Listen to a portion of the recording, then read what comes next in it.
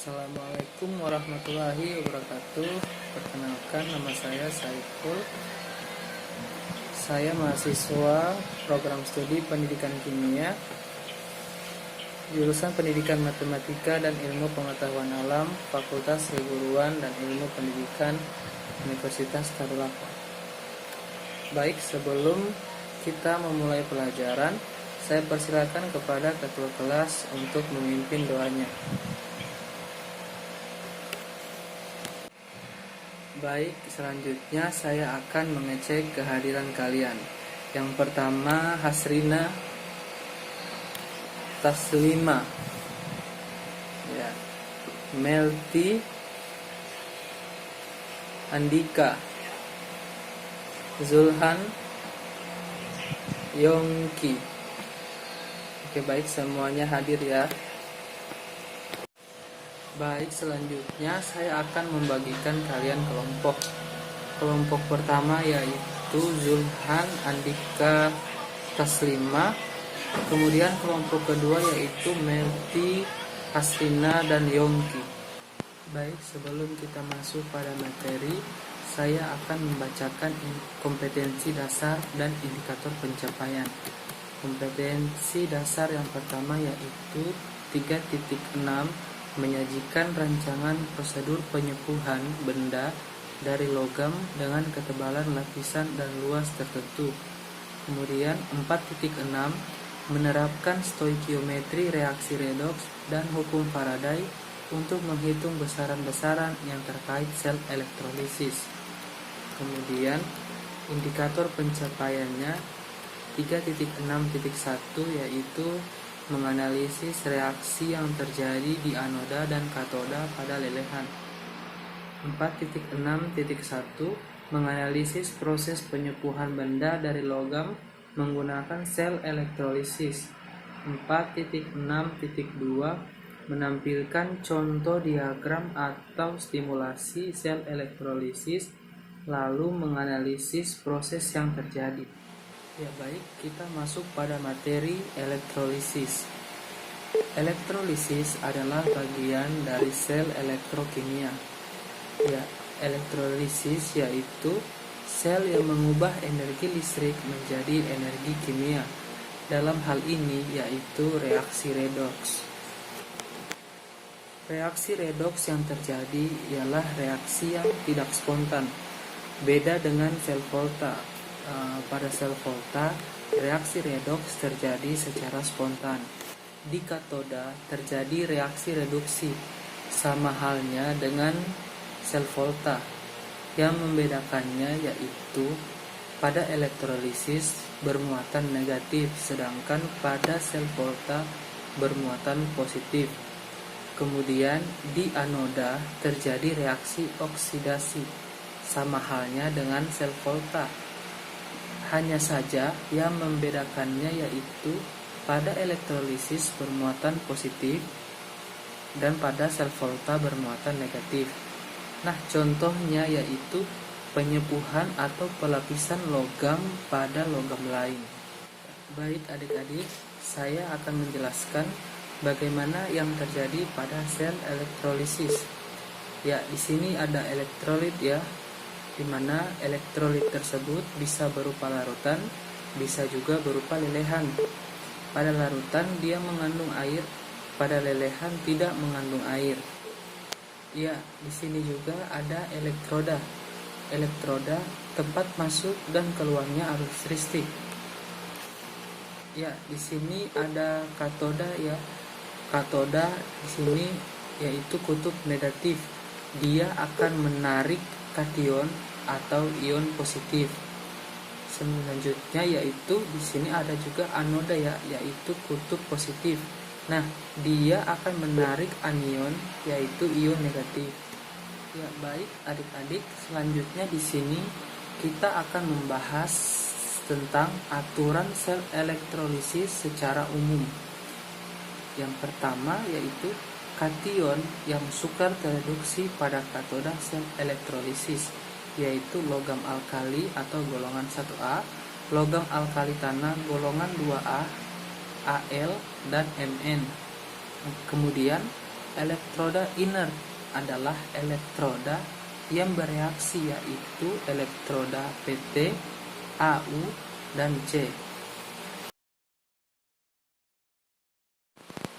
Ya, yang selanjutnya kita akan membahas tentang reaksi pada sel elektrolisis ya. Jadi yang kita bahas pertama itu yaitu reaksi di katoda ya. Kita bisa lihat kation akan lari ke katoda. Nah, kita lihat kation apa saja yang lari ke katoda. Jadi yang tadi itu elektrolit akan terurai menjadi kation dan anion. Nah, kationnya itu lari ke katoda. Ya, baik, kita akan melihat kation yang lari ke katoda. Nah, di sini kation apa saja yang lari ke katoda? Baik, adik-adik bisa lihat. Di sini misal ada logam aktif. Logam aktif itu yaitu golongan 1A, golongan 2A, Al, dan Mn. Nah, golongan ini merupakan kation yang sukar tereduksi. Maka yang tereduksi itu adalah H2O ya. H2O-nya yang tereduksi. Nah, tereduksi yaitu menangkap elektron. Nah, elektronnya berada di sebelah kiri. Kemudian elektron tersebut bermuatan negatif. Baik, kita akan melihat reaksinya. 2H2O kalau tereduksi akan menangkap satu elektron, kemudian menghasilkan 2OH plus H2. Nah, muatannya itu sama, 2OH min, kemudian 2 min ya. Ya. Bagaimana dengan logam yang lainnya? Nah, logam yang lainnya di sini ada H+. Nah, H+ itu akan tereduksi, akan menangkap satu elektron, kemudian menghasilkan H2. Atau logam lainnya. Logam lainnya misalnya Cu. Nah, selain logam di atas, logam lainnya misalnya Cu, dia langsung tereduksi ya. Logam Cu akan langsung tereduksi ya. Ya, kalau logam yang berada di golongan 1A, 2A, Al dan Mn yang tereduksi yaitu air ya, yang tereduksi yaitu air. Sedangkan logam lain yang misalnya Cu, dia langsung tereduksi. Ya. Ya, kemudian ada juga lelehan. Nah, lelehan contohnya yaitu misalnya NaCl. Nah, NaCl ini padat. Nah, kemudian dia akan dilelehkan. Nah, bagaimana proses agar NaCl ini bisa dilelehkan? Ya, benar. Dengan cara dipanaskan sehingga terurai menjadi Na+ dan Cl-. Nah, ini dia tereduksinya secara langsung ya. NaCl-nya tereduksi secara langsung. Nah, kemudian kita masuk pada reaksi di anoda. Nah, di reaksi di anoda ini kita akan periksa anionnya ya, karena anionnya yang lari ke anoda. Sebelum kita periksa anionnya, kita akan melihat dulu anoda, elektroda pada anoda ya. Jadi elektroda pada anoda yaitu ada elektroda inert dan elektroda tidak inert. Jadi yang inert itu adalah PT, AU, dan C ya. PT, AU, dan C. Kemudian yang tidak inert yaitu selain PT, AU, dan C ya. Saya ulangi lagi, yang inert itu adalah PT, AU, dan C. Kemudian yang tidak inert itu selain PT, AU, dan C ya, selain PT, AU, dan C. Kalau yang tidak inert ya, yang tidak inert, yang teroksidasi itu langsung logamnya ya, yang teroksidasi itu langsung logamnya.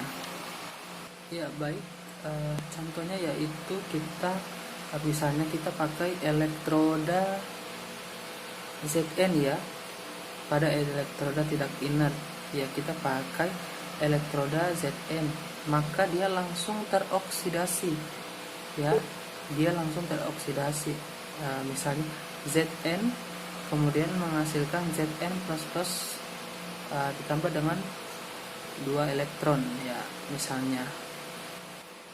Kalau yang inert itu bagaimana? Nah, kita lihat ya, anion ya, pada anion misalnya sisa asam oksi.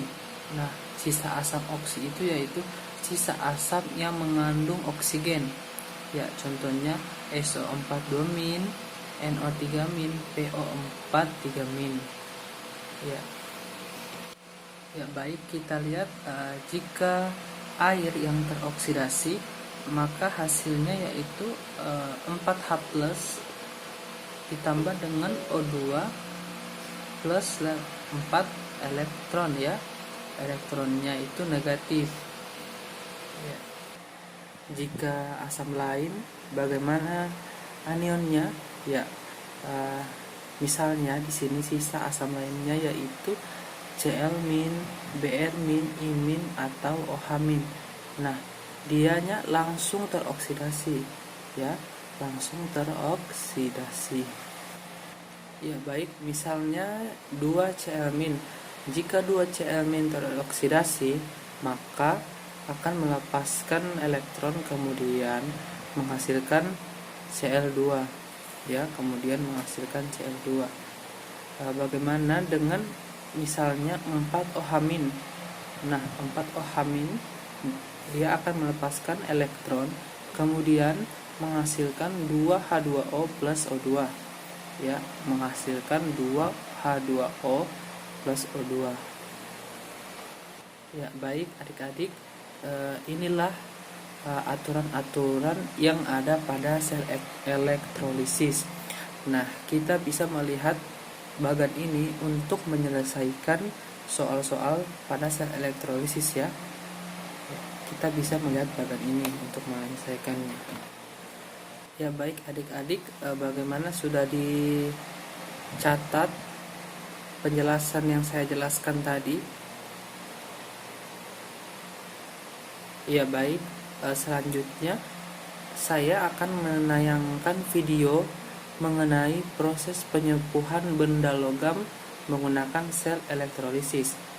Saya harap adik-adik bisa mengamati video tersebut ya, terutama pada adik Zulhan, agar bisa memperhatikan video ini ya yang saya akan tunjukkan. Oke baik, silakan mengamati videonya dan mencatat hal-hal yang perlu kalian catat.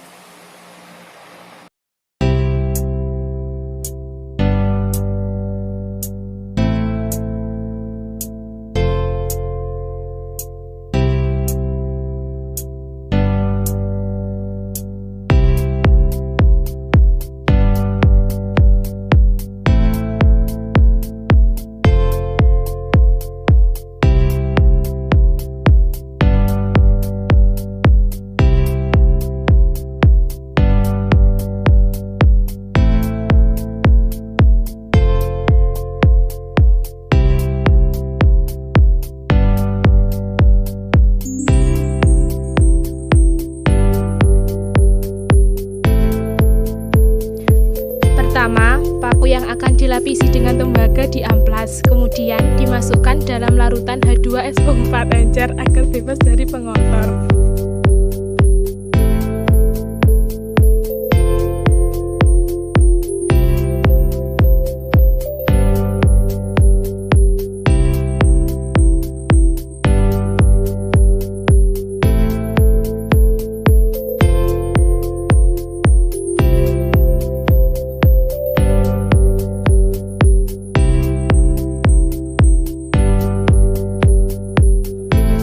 Kedua, cuci dengan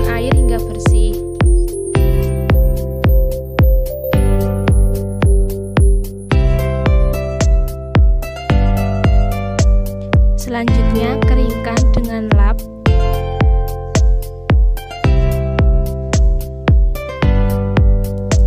Dan timbang untuk dicatat masanya.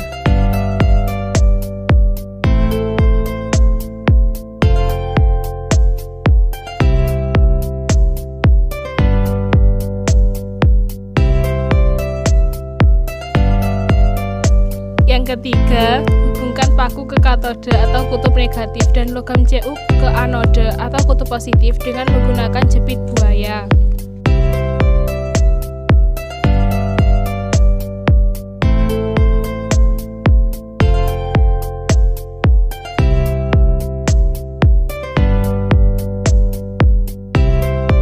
Yang keempat, masukkan paku dan logam Cu ke dalam gelas kimia yang telah diisi dengan larutan Cu2SO4. Yang kelima, aktifkan arus listrik DC dan tunggu selama kurang lebih 10 menit.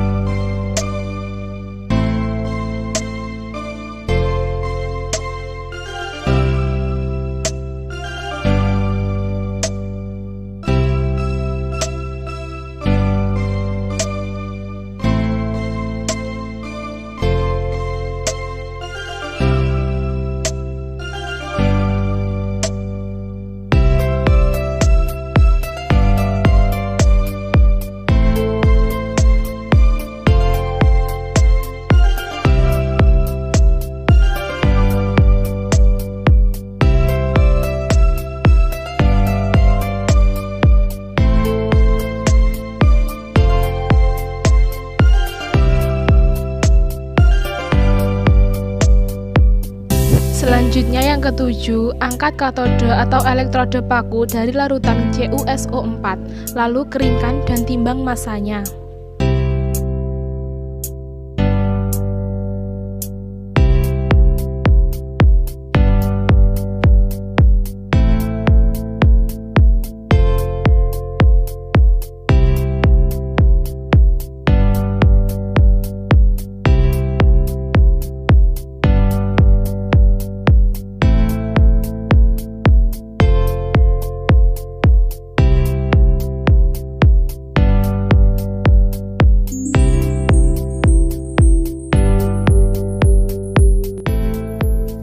Dari praktikum yang telah kelompok kami lakukan, paku berperan sebagai katoda, tembaga berperan sebagai anoda.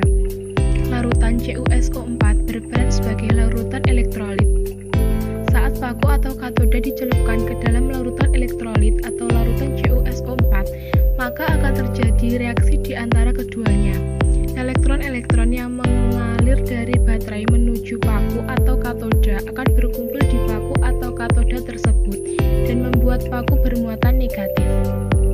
Oleh karena itu, Cu2+ yang bermuatan positif akan tertarik mendekati paku atau katoda yang bermuatan negatif. Setiap ion Cu2+ menangkap dua elektron sehingga terjadi reduksi, yaitu Cu2+ plus 2E menjadi Cu. Ion Cu akan tereduksi di katoda membentuk logam Cu yang menempel di paku, sehingga paku yang berwarna perak berubah warna menjadi seperti tembaga atau warna kemerahan. Sedangkan ion SO4 2- akan menuju anoda menyebabkan elektroda tembaga larut dalam larutan CuSO4. Lalu dari kegiatan tersebut dapat disimpulkan bahwa penyepuhan adalah pelapisan dengan logam menggunakan sel elektrolisis atau dengan tujuan untuk memperoleh sifat dan kualitas benda yang lebih baik, seperti mencegah korosi, memperindah penampilan suatu benda, dan lain-lain. Benda yang disebut dijadikan katoda dan logam penyepuh sebagai anoda.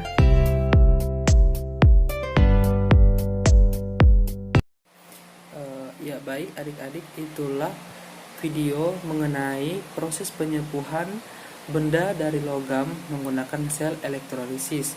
Ya, selanjutnya saya akan memberikan kalian waktu untuk berdiskusi mengenai hasil pengamatan dari video tersebut. Ya, kepada kelompok-kelompok silakan mendiskusikan hasil pengamatan setelah melihat video tadi ya. Ya, bagaimana? Apakah diskusinya sudah selesai? Kelompok 1 sudah? Ya, kelompok 2 bagaimana? Ya, baik. Baik, saya akan mendengar hasil diskusi dari video yang kalian tonton tadi. Yang pertama itu saya persilakan kepada kelompok 2 untuk menjelaskan hasil diskusi kalian. Ya, terima kasih kepada kelompok 2 ya, penjelasannya sangat bagus. Ya, kemudian saya persilakan kepada kelompok 1 untuk menjelaskan hasil pengamatan kalian dari melihat video yang saya berikan tadi.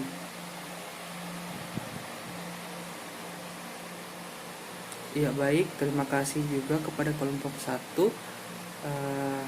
Hasil pengamatan kalian juga sudah bagus ya. Ya, terima kasih. Baik, kepada adik-adik, apakah ada yang ingin ditanyakan dari materi kita pada pagi hari ini? Kelompok 1 bagaimana? Apakah ada yang ingin ditanyakan? Kelompok 2 belum? Oh ya, belum. Ya baik, dari kelompok 1 dan kelompok 2 ada yang bisa menyimpulkan hasil diskusi kalian pada hari ini? Ya baik, kepada saudara adik Hasrina, iya kepada adik Hasrina, silahkan. Ya, terima kasih adik Hasrina, kesimpulannya sangat bagus ya. Baik adik-adik, sebelum kita mengakhiri pertemuan pada pagi hari ini, saya harapkan kalian di rumah banyak-banyak membaca ya, terutama kalian juga harus membaca materi kita pada minggu depan ya. Oke, terima kasih untuk hari ini. Saya akhiri. Assalamualaikum warahmatullahi wabarakatuh.